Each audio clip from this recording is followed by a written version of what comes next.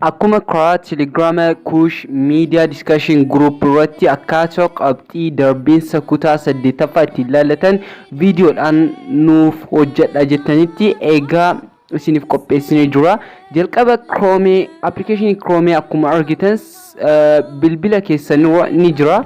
Sana booda erga application Chrome tuttan Google isinif dhufa fuula Chrome irratti akkuma argaa jirtan. Sana booda search or type your web address kan jedhu ni jira.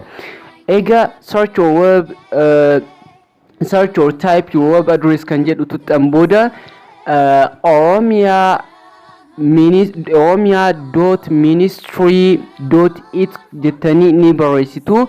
Sana booda check result or announcement jedhee isinif dhufa. Registration number barreessaa isinif jedha akkuma argaa jirtan. Erga registration number keessan barreessitan booda information of registration number irra jiru koodii qoomsa koodii keessan kan itti galchitan san qabxiiwwan fi informationiiwwan barnoota keessan barnoota hundaa fi bakka itti fatanamtan isinif fidaa. Galatoma.